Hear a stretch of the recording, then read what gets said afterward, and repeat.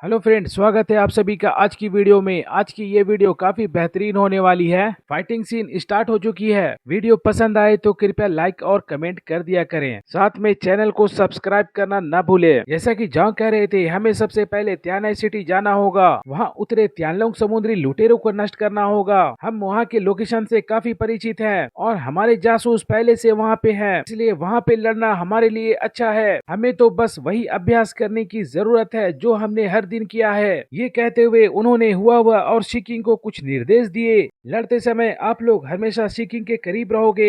वह पहली बार इस बैटलफील्ड में आई है, इसलिए उसे डिफेंस करने की जरूरत है। टीचर लियान ने सर हिलाया। बेशक मैं शिकिंग की प्रोटेक्शन करूंगी। वह भी बातों को समझ रही थी। वह भी म्याओ कहती है। जॉन्ग आगे बता रहे थे, जहाँ तक सभी की मैनेजमेंट की बात है बेली चांकिंग, मैं इसे आप पे छोड़ता हूँ। जब तक मैं कुछ नहीं कहता हूँ, सारा कुछ प्लानिंग आप ही के हिसाब से चलेगी। बेली चांकिंग को भी काफी अच्छा लगा। लीडर्स के द्वारा उन्हें पावर दिया जाना ये काफी अच्छा लगता है। वह भी कह रहे थे, यस मैं समझ गया captain. Tengu team, reincarnation team और यान्यून के टीम सभी टीमें हवाई अड्डे की ओर चल पड़े। तीनों टीम के लिए अलग अलग विमान तीनों लोकेशन पे जाने के लिए निकल गए। इस वक्त तियानलोंग पायरेट जो कि समुद्री तट पे आ चुके थे, कैन्यूट कह रहा था पूरे त्यानाई शहर में फैल जाओ, जितना लूट सके लूट लो, यहाँ के सारे लोगों को मार दो और सारे संसाधन को लूट लो। पायरेट्स के लोग जब वहाँ पे जाते हैं तो उन्हें ज्यादा कुछ नहीं मिला। त्यानाई शहर के लोगों ने तो पहले ही सारे संसाधन को हटा दिया था। उन्हें ऐसा लग रहा था कि यहाँ पे कोई इंसानों के नामो निशान भी नहीं है। केवल चाओ बेस के आसपास ही उन्हें कुछ चीजें मिली, लेकिन वे सभी बड़ी कारें और कुछ मशीनें थी और साथ में बिखरी हुई कुछ आपूर्तियां भी थी। उनका कोई खास उपयोग नहीं था।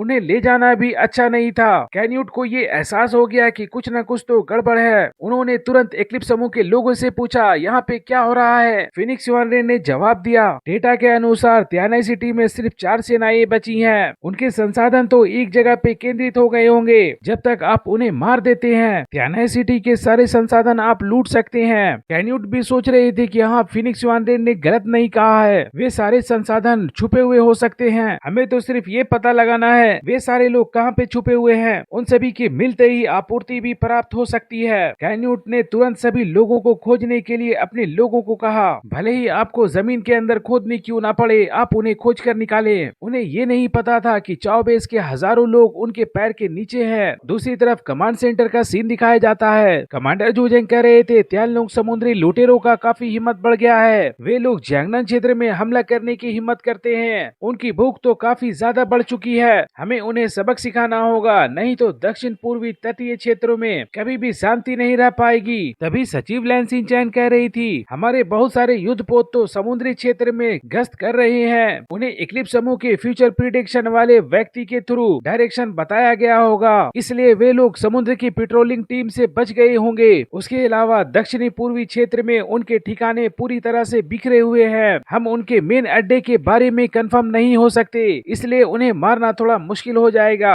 कमांडर जूजेंग कह रहे थे, ये मुश्किल नहीं है। अगर एक बार हमें उनके मेन हेडक्वार्टर के बारे में पता चल जाए तो हम प्यार भरी मौत का इस्तेमाल कर सकते हैं और उनके अड्डे को पूरी तरह से नष्ट कर सकते हैं। लेकिन हमें तियानलोंग पायरेट्स के अड्डे को कंफर्म करने के लिए कुछ जासूस भेजने की जरूरत है। ये सुनकर लैन सिंचैन थोड़ा मुस्कुराते हुए कह रही थी, हमारे पास उनसे निपटने के लिए और भी तरीके हैं। तभी कमांडर जूजेंग कह रहे थे, ओह तो फिर आप क्या सोचते हैं? सचिव लैन सिंचैन कह रही थी, उनका क्षेत्र तो आइलैंड से भरा हुआ है। वे भोजन और ऊर्जा के लिए इंपोर्ट पे ही निर्भर रहते हैं। दुनिया के अंत के बाद शिपिंग अब और भी ज्यादा कठिन हो गई है और आपूर्ति प्राप्त करने के उनके तरीके अब और भी ज्यादा सीमित हो गए हैं। हमें सिर्फ इन 2 जगहों पे कुछ एडजस्टमेंट करने की जरूरत है ताकि उनकी आपूर्ति समाप्त हो जाए और डीजल के बिना उनकी बड़ी संख्या में जहाज भी कबाड़ बन चुके हैं। कमांडर जूजेंग मुस्कुराते हुए कह रहे थे, आप हमेशा मेरे लिए कुछ नया लेकर आती हो। त्यानाई सिटी में इस वक्त आपूर्ति लूटने का काम चल रहा था। तियानलोंग पायरेट्स के ग्रुप रिसोर्सेस इकट्ठा करने में लगे हुए थे। बर्फ में दबे हुए कुछ राशन पानी वे लोग निकाल रहे थे जो कि जियांगनान क्षेत्र के लोगों के लिए काम के नहीं थे।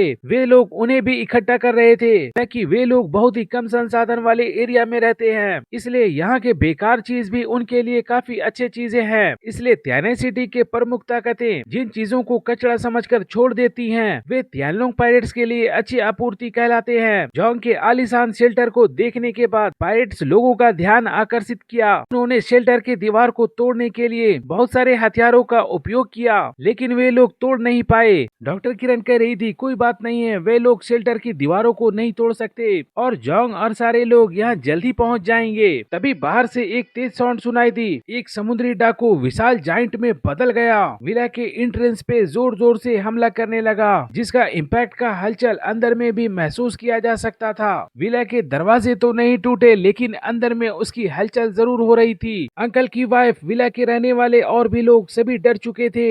हालांकि अंकल तो बाहर फाइट करने के लिए जाने ही वाले थे, लेकिन उन्हें रोक दिया गया था क्योंकि जोंग ने फाइट की इजाजत नहीं दी थी। डॉक्टर किरण ऊपर से तो शांत दिख रही थी, लेकिन अंदर से वह भी काफी ज्यादा घबराई हुई थी। तभी उन्होंने जोंग को कॉल करके यहाँ के हालात बताए। जोंग वहाँ के हालात सुनकर काफी गुस्सा हो रहे थे और उन्होंने पायलट को आदेश दिया डायरेक्ट हेलीकॉप्टर को उनके विला की तरफ ले जाए। वैसे भी हम समुद्री डाकू को मारने के लिए हैं, इससे कोई फर्क नहीं पड़ता कि हम लोग उसे कहाँ पे मारते हैं। पायलट ने भी जोंग के कहे अनुसार उनके विला की तरफ उड़ान भरी। और आज की एपिसोड तो यहीं तक थी, लेकिन आप भाइयों के लिए मैंने आगे का भी एक्सप्लेन किया है और मैं कोशिश करूंगा जल्द से जल्द आप भाइयों के लिए नोवेल भी एक्सप्लेन कर दूं।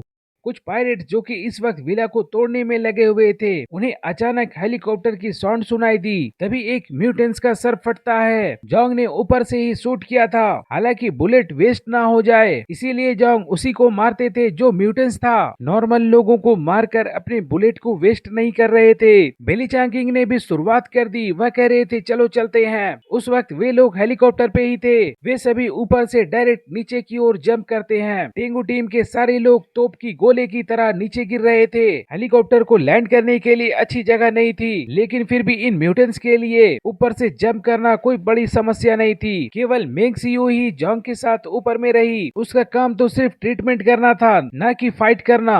यहाँ तक कि शिकिंग भी हुआ में सवार थी, बैटल में उतर गई थी। वह जिस ओर इशारा करती थी उस ओर पायरेट्स आपस में ही एक दूसरे को मार दिया करते थे। जोंग भी उसे देख रहे थे। अगर उसके आसपास कोई खतरा महसूस होता तो वह तुरंत उसकी मदद करते। विला के आसपास 100 से ज्यादा पायरेट्स थे, उनमें से 5 तो म्यूटेंट्स थे। जब वे लोग ऊपर से उतरते हुए बहुत सारे फाइटर्स को देख रहे थे, तो भी तियानलोंग पायरेट्स के लोग डरे नहीं थे, बल्कि उन लोगों ने अपने वेपन्स उठाए और गोलीबारी करना स्टार्ट कर दिया। बेली चांगिंग भी तैयार थे। उन सभी आने वाले गोलियों को रोक लिया गया। उन्हें इन सभी गोलियों से कोई फर्क नहीं पड़ रहा था। बेली चांगिंग के एक ही हमले से सामने की ओर दर्जनों पायरेट 2 टुकड़ों में कट गए। बेली चांगिंग खुद काफी ज्यादा कंफ्यूज थे और कह रहे थे क्या समुद्री डाकू इतना ज्यादा कमजोर हैं? तभी एक बुलेट टकराने की साउंड सुनाई देती है। बेली चांगिंग ने देखा उस पे हमला करने वाले म्यूटेंट्स का सर गायब था। उसने चारों ओर देखा तो उन्हें ये पता चल गया कि जो भी म्यूटेंट्स थे उन्हें जोंग ने मार दिया था। जोंग की बुलेट गड़गड़ाहट के साथ म्यूटेंट्स को मार रही थी। बेली चांगिंग भी इसे रोकने की हिम्मत नहीं कर सकते हैं। उन्हें भी जोंग की एबिलिटी को देखने के बाद काफी हैरानी हुई। कौन कहता है कि इस वक्त वेपन कारगर नहीं होते? जब तक कोई म्यूटेटेड व्यक्ति उन वेपन्स को अच्छे से इस्तेमाल कर सकते हैं, वे आसानी के साथ बहुत सारे म्यूटेंट्स को मार सकते हैं। बस आपको इस्तेमाल करने आना चाहिए।